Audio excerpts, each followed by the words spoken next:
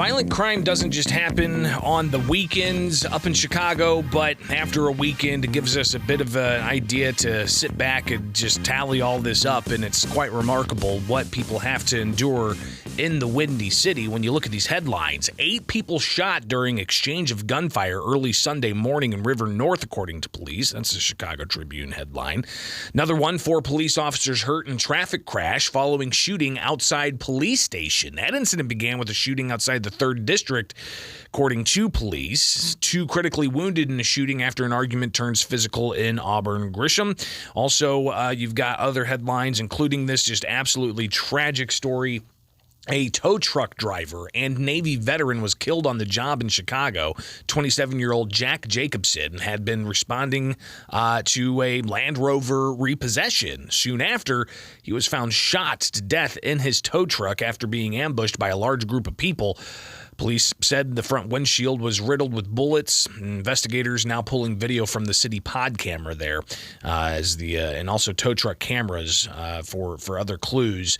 But this individual is also expecting the birth of their first child. So just tragic stories stacked on top of the ongoing humanitarian issue of the migrants in Chicago. And it's going to get cold. Are they going to be living in base camp tents after having to stay in the city's police stations and various other accommodations with the growing taxpayer costs? Obviously, a lot going on in Chicago. And joining us to give us the latest is William Kelly, a reporter who has the latest on the streets. William, hopefully you're safe up there, man. Well, thank you, Greg. God bless you. And, is anybody safe up here? It was third world, and it's getting worse. I mean, what's worse than third world? I guess, we have barely recovered, or I would say we did not recover from the lockdowns and the looting of Lightfoot, only to be immediately thrust into the quote migrant crisis and violent crime epidemic of Mayor Johnson. As you said, we had 40 plus shootings this weekend, right? Well, that is even that's a little deceptive because 30 plus of those shootings took place in a 24-hour period. When you consider the fact that just statistically speaking, okay, let's look at this. You have far fewer people in downtown Chicago, people not returning to the office, etc. So if you have fewer people just roaming the streets of Chicago, but yet more of these people are being robbed or raped or murdered than usual, then that means that statistically speaking, if you're in Chicago, you are at a much greater risk of being the victim of a violent crime. You mentioned River North. River North is the postcard version of Chicago. When people around the world think of Chicago, they think of that postcard. The city all lit up. That's River North. Well, a restaurant right in the right downtown, a block away from my office. 8 people were shot. 4 are in critical condition. The video is it's like something out of a terrorist video that would happen in another country. Just walking down the street, unloading his weapon, Greg. I think some of the videos that are being posted from surveillance cameras or just from people's cell phones, it's pretty remarkable to see.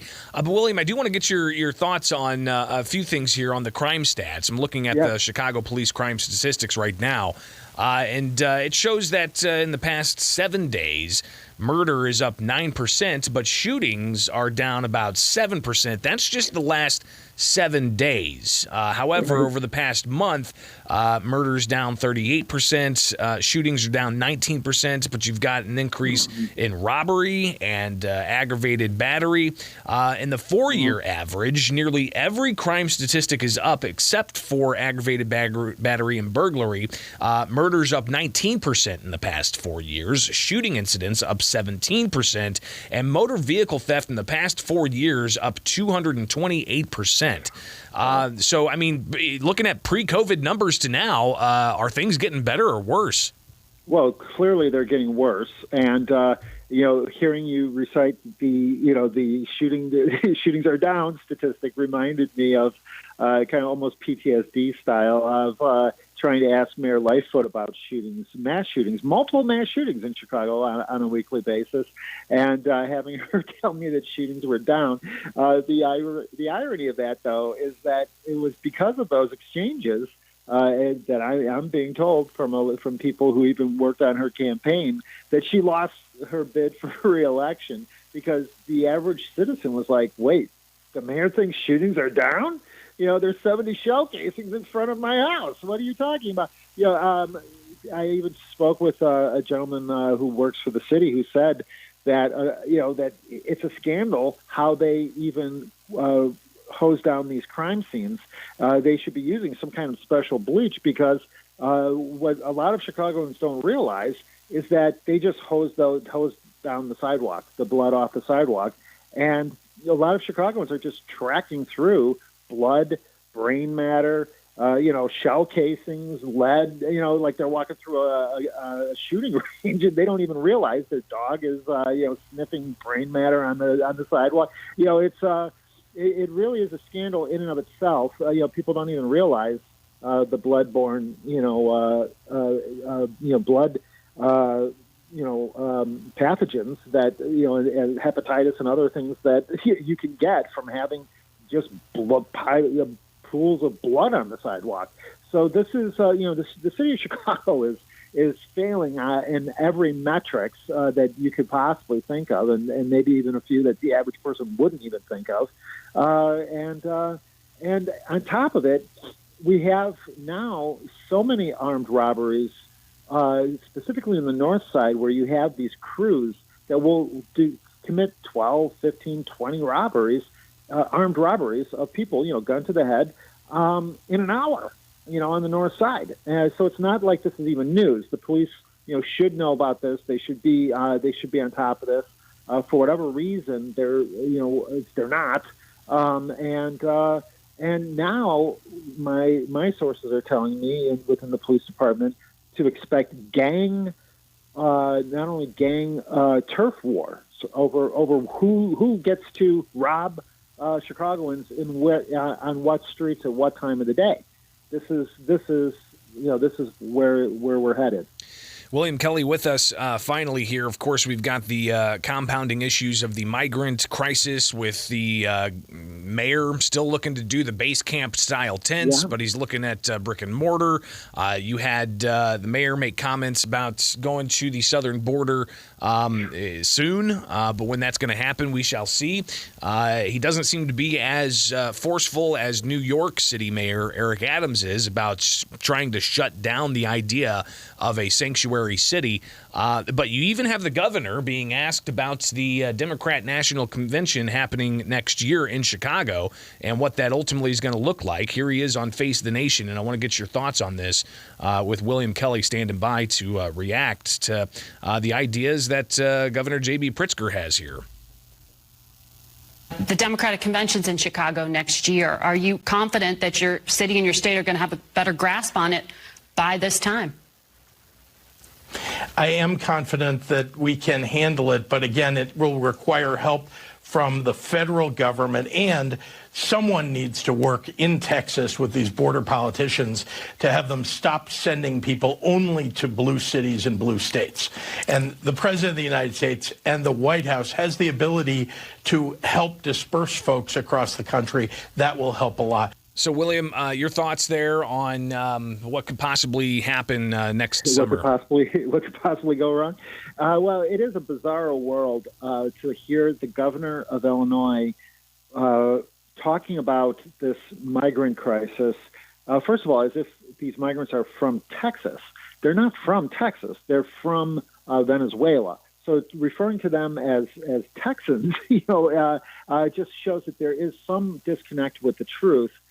To begin with, but the idea that his priority is just money for the DNC, what's going to make there is no amount of money that's going to be able to cover up the homeless, the violent crime epidemic, and this migrant crisis.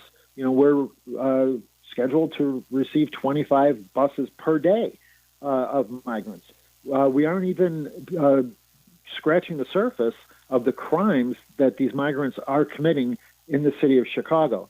And they're committing them out in front of police stations. That horrible incident that you referred to at the top of the segment of police officers critically injured as a result of chasing suspects after a shootout in front of a police station, that was migrant related. Those officers, but for this migrant crisis, they wouldn't be in critical condition today.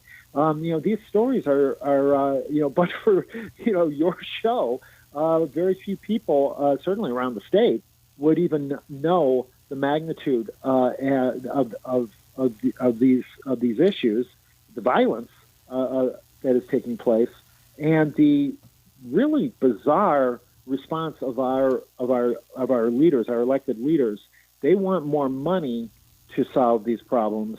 They don't want to, Pritzker didn't go on Face the Nation and say, please, President Biden, close the border. He said, please, President Biden, send me more money for your Democrat National Convention party in Chicago. That is, those priorities are so askew that it's like living in some kind of a bizarro world to hear our leaders prioritize money for a Democrat National Convention over the safety of Chicagoans. William J. Kelly, reporter out of Chicago, greatly appreciate your time, and we'll definitely be talking again in the very near future. All right, be safe up there. God bless. Thank you, Greg. It is Springfield's Morning News on 92.7 WMAY, Springfield's News and Talk. Follow me anywhere. Just search Bishop on Air, and follow William Kelly anywhere. Just search William J. Kelly, reporter, and you'll be able to follow along.